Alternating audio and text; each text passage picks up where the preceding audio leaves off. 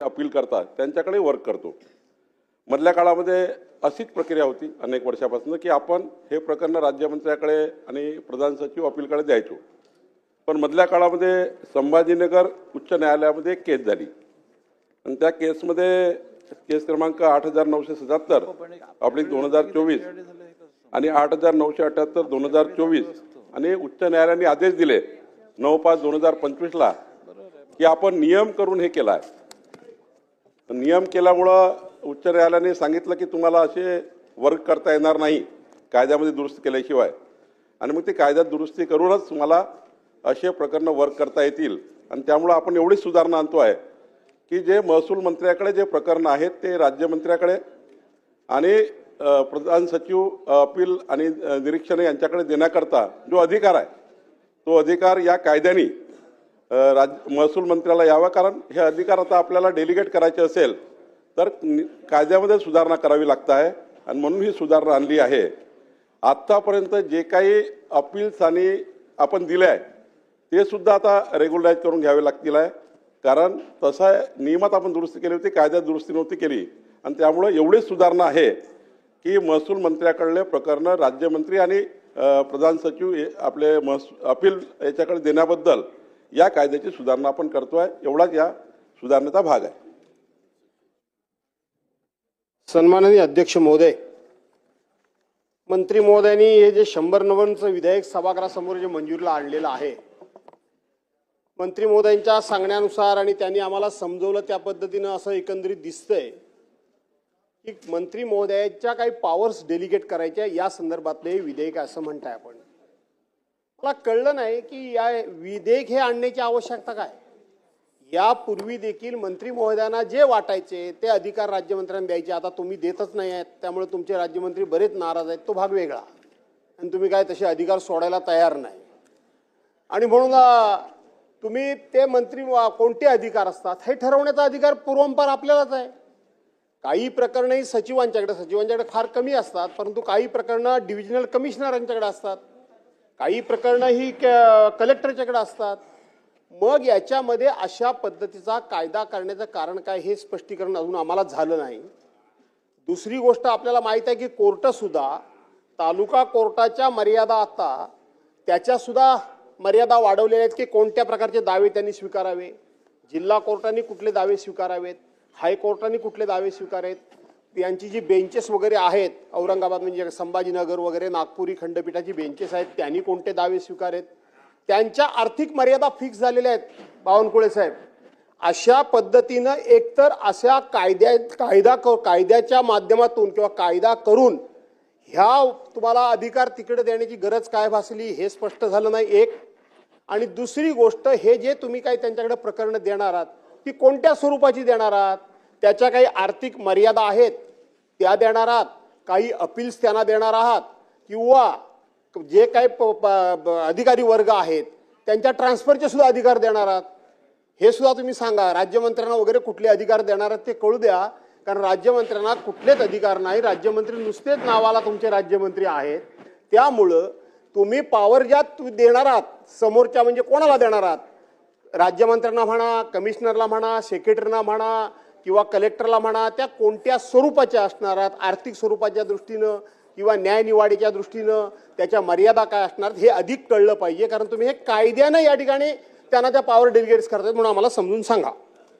भास्करराव जाधवजी, यापूर्वीच मांडताना सांगितलं, आपलं लक्ष बहुतेक नव्हतं की मी हे सांगितलं की जो नियम केला आहे नियमाने आपण करून मंत्री महसूल यांचे अधिकार हे आपण डेलिगेट करतो अपील करता। जे अर्धन्यायिक प्रकरण आहे हे फक्त अर्धन्यायिक प्रकरणाकरता आहे, जे अपील्स आमच्याकडे येतात महसूल मंत्र्याकडे, आणि या अपील्समध्ये आपण नियम करून हे राज्यमंत्री महसूल आणि सचिव अपील न्यायाधिकरण याच्याकडे वर्ग करतो।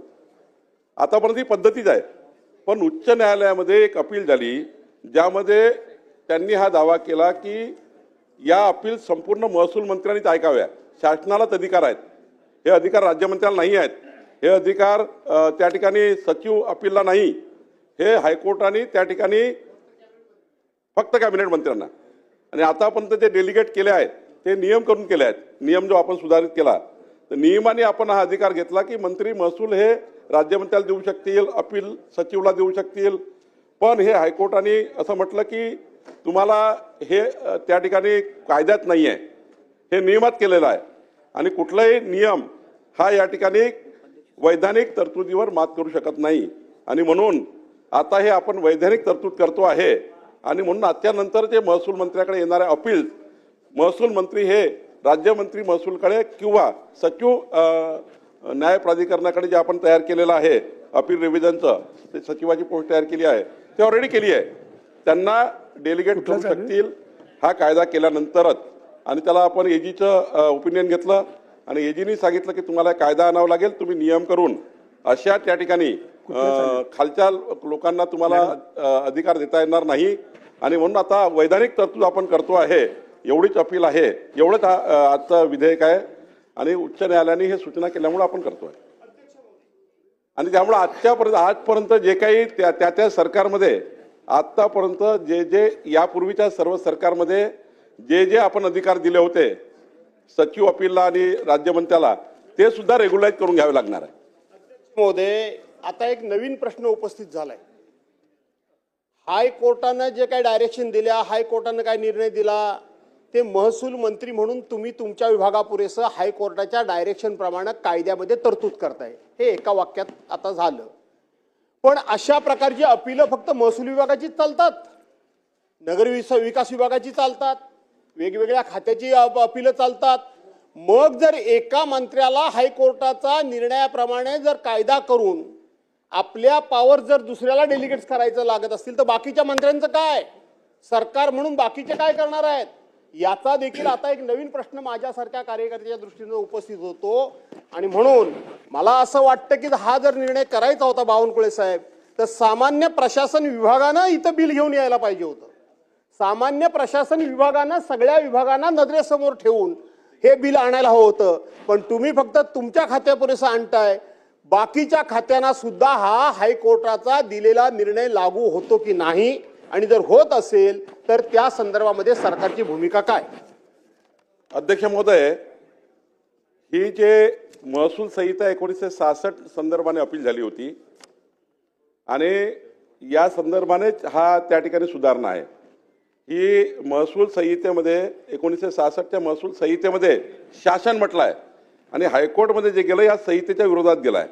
आणि त्यामुळं मी सांगितलं 8977/2024 आणि 8978/2024 या दोन हायकोर्टमध्ये केस झाल्या. निकाल आला 9/5/25ला. आणि त्यामुळं यापूर्वी दिलेले सर्व जे काही डेलिगेट केले होते पॉवर त्यांचेही सुद्धा रेग्युलाइज करून घ्यावे लागतात आहे. कारण यापूर्वी सर्व सरकारने राज्यमंत्र्याला किंवा अधिकार दिले नाही. हे तर मी हा जो निकाल झाला आहे, हा निकाल जो आला आहे हा महसूल संहिता 1966च्या या ठिकाणी याला चॅलेंज केलेला आहे. आणि त्यामुळं मला असं वाटतं एवढा पुरताच हा विषय आहे. त्यामुळं मला असं वाटतं की यामध्ये आपण सर्वांना, सभागृहाला माझी विनंती आहे की एकमताने आपण हा नाही, त्याच्यामध्ये काय तरतुदी आहे त्या वेगळ्या कराव्या लागतील. ही महसूल संहिता 1966 मध्ये ही त्या ठिकाणी अपील झाली होती आणि म्हणून आपण या ठिकाणी 259 या ठिकाणी आणतोय.